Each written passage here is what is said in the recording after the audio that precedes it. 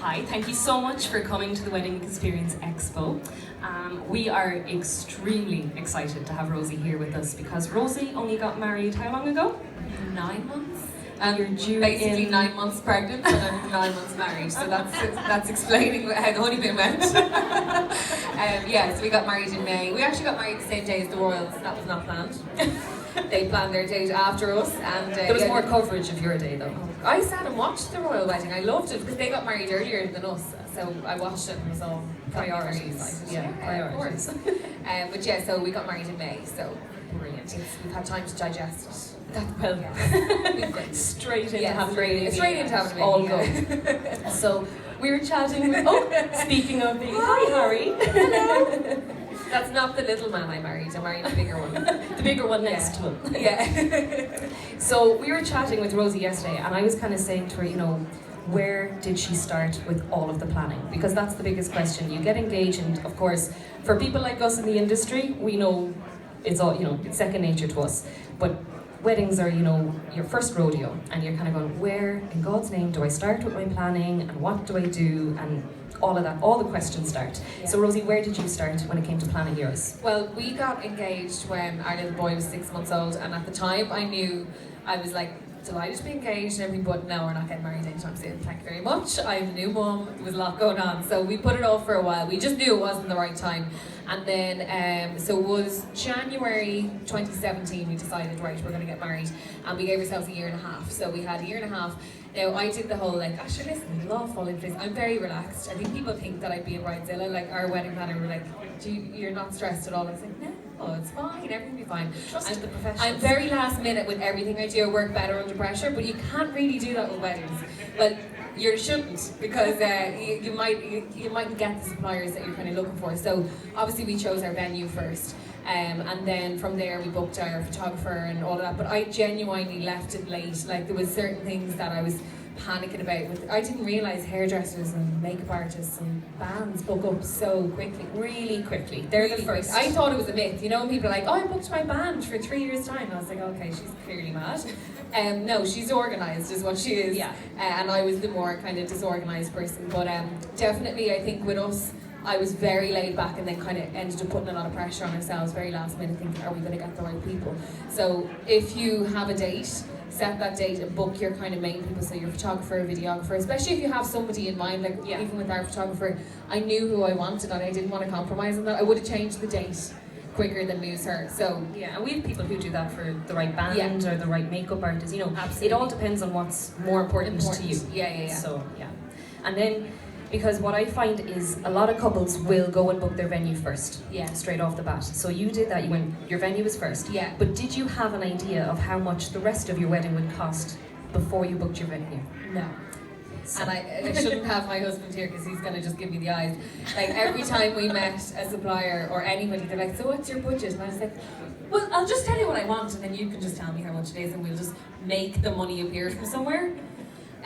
We definitely blew our budget. We never, I didn't know how much weddings cost, so I was like, well, we'll just book things and we'll see how it goes from there. And I'm telling you, by the end of it, those last few months when all the suppliers come knocking on your door saying we need X amount, that was scary. Yeah. Because we definitely overspent. And we could have pulled back. Now, I wouldn't change it, but there's definitely, I do think you should have a budget in mind. We didn't, and we should have, because what I thought we were going to spend, we've nearly doubled that. And it actually is a bit scary when I think about it now. I'm like, oh my God. Again, I wouldn't change it, but there's definitely, I think, it makes more sense for your suppliers as well if you do have a budget in mind. And it can be hard when you don't know how much flowers cost, or you don't know how much cakes cost. Yeah. That shocked me actually, price cakes. I was like, oh my God, I didn't realise the price. But again, you get what you pay for. They're so good. Have you tried? If you've tried anything, I can just keep going over there and taste some more cake. But you do get what you pay for as well. So there's certain things you can obviously pull back on. I think with like the likes of your photographer and videographer, I feel like you need, like, you know, there's somebody that you want, you're better to spend that money and kind of put the money towards that, because it does make such a difference. But there is other areas you can pull in on, like, you know, we had our bride or flower girl dresses. We just got like tutus made instead of buying really expensive ones and things like that. But yeah, definitely try and set a budget, because we didn't, and definitely went over budget on ours. Because that's the thing. When I'm married only about a month, I think, Liam, somewhere, a month and a half, yeah. Cool. So welcome to my honeymoon. This is, you're all invited, it's going well. But I was like, okay, I'm a wedding planner, so I was like, ooh, spreadsheets, checklists. And we still went over budget slightly. Now we were slightly, I was very, regimented and all that kind of stuff. But you do, because you're kind of, what I went over budget on was the extra bits. I had all of my suppliers booked, I had everything ticked off, and then you walk through Pennies and suddenly Pennies are doing wedding things, or you walk through the Range and the Range are doing wedding things, and you're like, oh, I can, use it for my clients after. So I have like 70 lanterns in my house. So with what I would advise people to do when you're picking your suppliers, get 3 quotes. Okay, and that's what's very handy here as well. We have 3 or 4 of every single supplier in the room, in the building. So you can go along and you can at least get to know how much your suppliers are supposed to cost.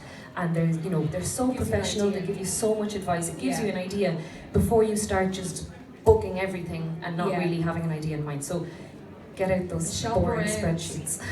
Shop around. Like my sister had a spreadsheet for me because she loves them. And she was like, I have a spreadsheet. I'm allergic. I can't stand anything that's organized. I'm like, no.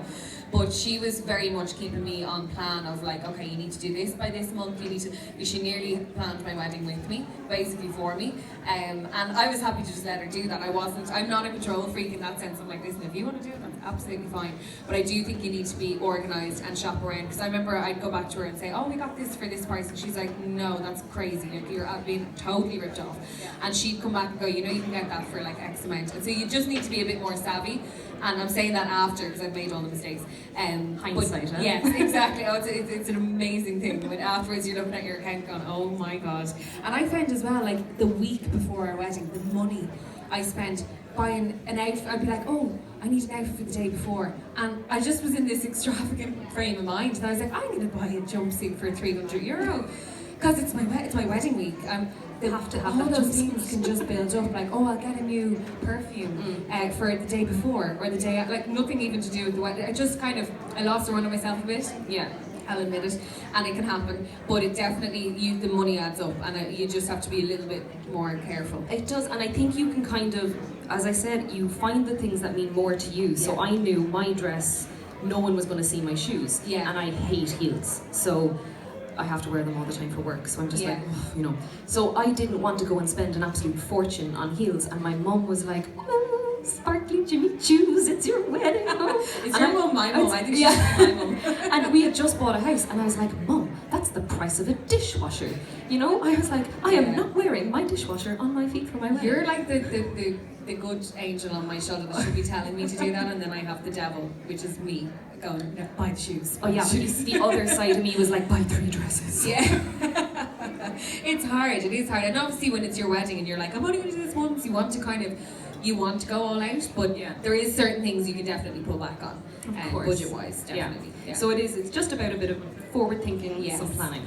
So the dress, when you went looking for your dress, did you have an idea of what you wanted, or was it? Did you end up with something completely different? No, I actually went for something that I thought I was going to go for, but again, I'd never tried on wedding dresses. I'd never kind of saved any down. I wasn't someone. I genuinely had never thought about getting married until we were engaged. So when that came around, I then had like loads of Pinterest dresses saved to my phone, and I went to Barcelona Bridal Week, so I was like, this is it, I'm going to find the dress, this is the most over-the-top way to do it. Flew to Barcelona, went to Bridal Week, didn't like any of the dresses. And it's not that I didn't like them, I just didn't find the one, and I put so much pressure on myself, and I was like, it's going to be so romantic. No, I didn't, and I came back quite disappointed, because I was like, right, but if I can't find it in Barcelona, where am I going to get this dress? And I found it in Cork and Shannon. And I found it, my wedding planner had said to me, there's an amazing bridal store called Padani Bridal. I think I showed her a couple of pictures, and she stocks a lot of those designers. Went down, she took out a rail of dresses. I could have worn any of them. They were all incredible, and I just knew straight away. So like it doesn't always have to be that like fairy tale, oh fly here or go to this like the most expensive shop. It doesn't have to be like that at all. You can actually find beautiful pieces in little hidden gems that are, you know, all around the country. That's it. We have such amazing bridal shops in Ireland. Yeah. In Cork, I know I'm biased, but in Cork we have some amazing suppliers. My mum was kind of disappointed because I didn't do that. I didn't do the whole trying on dresses in loads of different shops. Yeah. I went 15 minutes down the road from me and was like, cool, dress number 3, done, check. But that was the wedding planner and me coming out, and I think I went into it too quickly.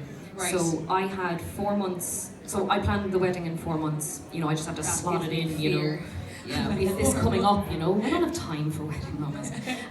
So we slotted our wedding in, and it's so romantic.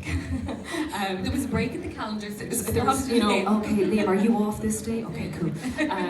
So we slotted in. I had 4 months to pick my dress, and the bridal shops will tell you the best time to order your dress is 9 months ahead of your wedding, because it has to be ordered, altered, all the works. Sorry lads, we'll get to you in a second. So get the dress in 9 months, but if you're doing it in a shorter time frame, you have to buy off the rack. So I was buying off the rack, and I just kind of was like, look, you know, I'm never going to find the one. It's just, I'll just wear something, it'll be fine. And then I was really disappointed. I kind of tried it on, I was like, I don't know, so I went back 3 times. And I found it in the end, the very last dress. I tried on 20 dresses, I think. Found it in the end and was absolutely thrilled. It was my dream dress. I had sent a picture of it to my mum 4 years ago. Wow. Yeah, and then this bridal shop was like, look, we found something in the back. It's not even on the floor anymore. We'll try it on. And I was like, see, I had this absolute fear, okay? And ladies, if you're like me, I had a fear. I was really uncomfortable about trying on dresses, because I was like, oh, what if they don't fit me and I feel miserable and blah, blah, blah. So the bridal shop actually brought me in. They said, we're not even going to show you the collection because you're just going to be disappointed, because a lot of it you have to order ahead of time. So they took all my measurements. They went out onto the floor, they picked the dresses that would fit me and brought them back in. So everything I tried on fit, and I felt amazing. It's so important. I was such a princess. Yeah, no, but it is important. I was saying yesterday, like there was some dresses that I tried on and they weren't my size, and it's very hard to get an idea. Now obviously they can't have everybody's size there, but it is hard to get that idea. But I think you need to kind of not stress yourself out about it's the whole fitting room thing. I think it's not even just with wedding dresses. When you're going shopping, some people have an absolute fear of fitting rooms. But I have to say, bridal stores, the lighting is a lot better than your Zara fitting room, I can tell you that. And they are very good at like just making you feel as put together. And you have to imagine you're going in with like no tan, no hair, no makeup on. You know, generally, if you like it, then you're going to love it on the day, because you're going to feel so much better. That's it, and I was actually chatting to Claire from Cinderella's Closet yesterday, and I was saying, is there anything that, you know, she would advise girls coming in when they're trying on their dresses, you know, to do or to whatever? And the rule of thumb, no tan. Yeah. Don't wear tan going and trying on your dresses. And when I heard that, I was like, oh my god, how am I going to go with no tan on? I'm going to blend into the dress. But I understand where they're coming from, because obviously their dresses will be destroyed. So, but it kind of makes it even nicer then when you do have your tan, your hair, and your makeup and all done. You're like, whoa, well, it's 10 times better than I did in the fitting room. But it is important, obviously, for them to kind of make sure that you're not going in with a full face of makeup, because we all know what happens. Yeah, 100%. Trying to get into dresses.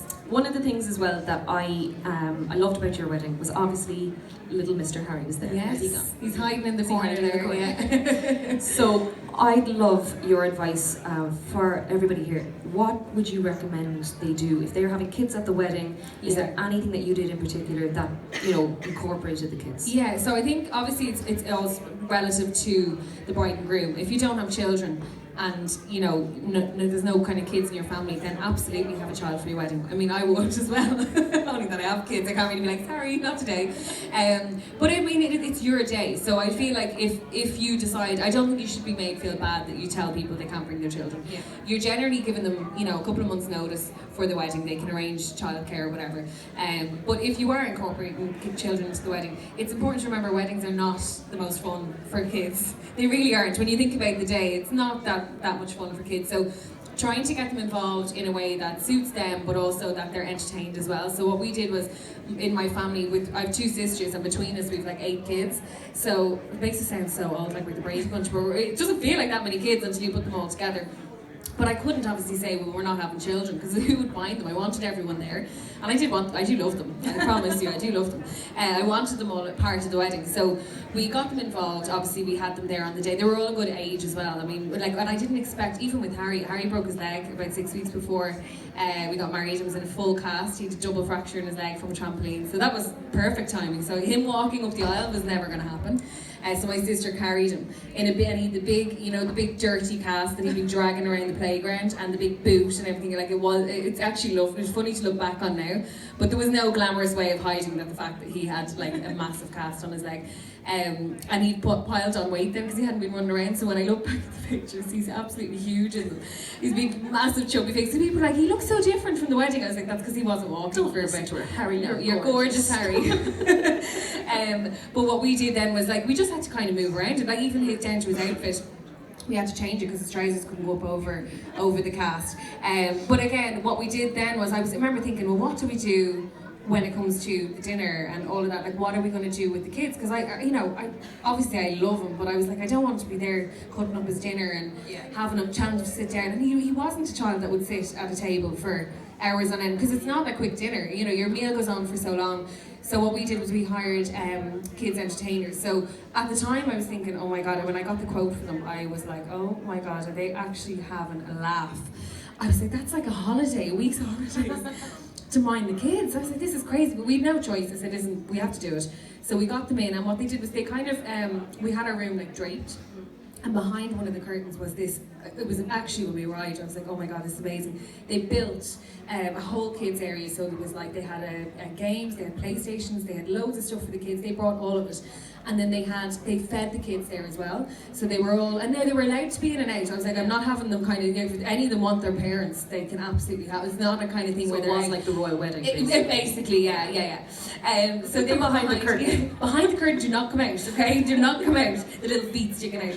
But no, they brought them in and out. They did like amazing little things with them. Like, they'd give them a sticker if they were able to eat their dinner without getting it all over their outfit. And even when it came to get pictures outside, they were there on hand to kind of, just to kind of get them to look at the camera and things like that. And at the meal, after that, like, we just kind of, I think we got to desserts, and myself and Paul were talking, and I was like, you know what, I'd pay them 3 times what they charged. I have to say, it was the best money we spent, because we didn't worry once. They'd come over probably every hour and a half and say, Harry's fine, he's had his dinner, all the kids are fine. They'd update all the parents.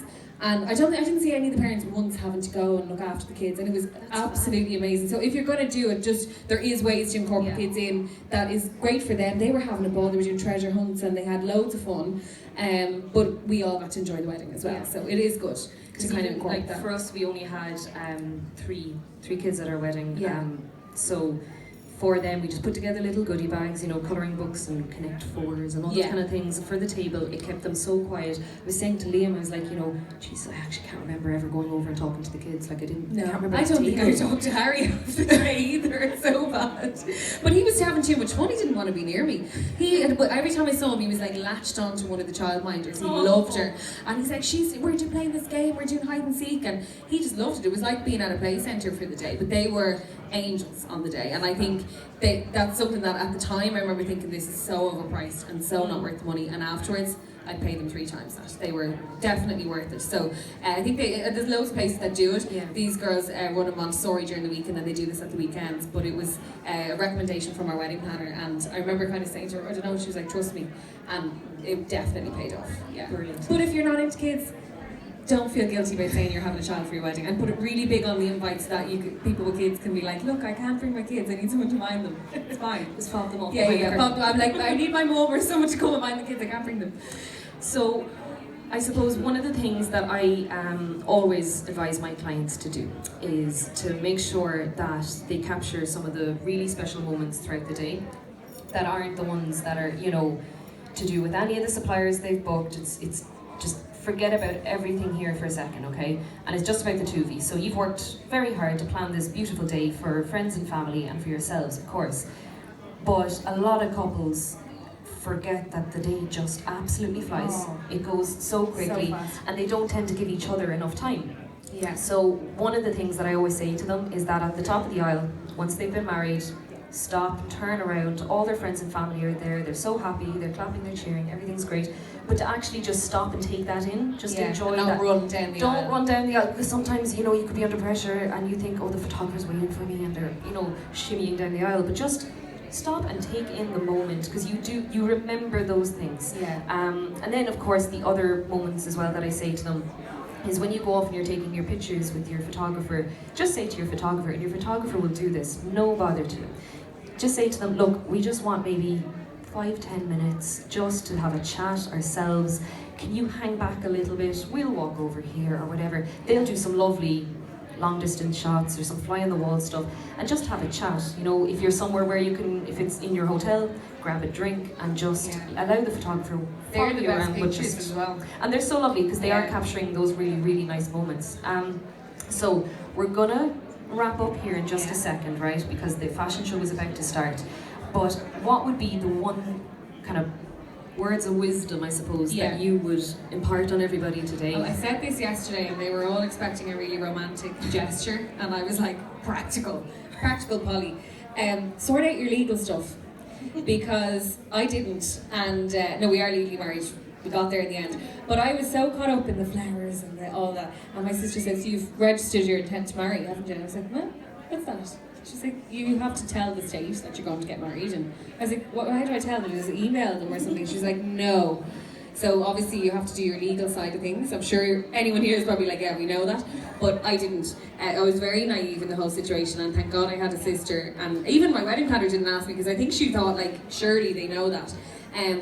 You have to obviously give a certain amount of notice. I think there was a backlog in Dublin, and it was like 3 months before you get your kind of your form, the green form. Is it green? I think it's green. The one that like you're told not to lose on the day, because when you sign it, that's your legal stuff.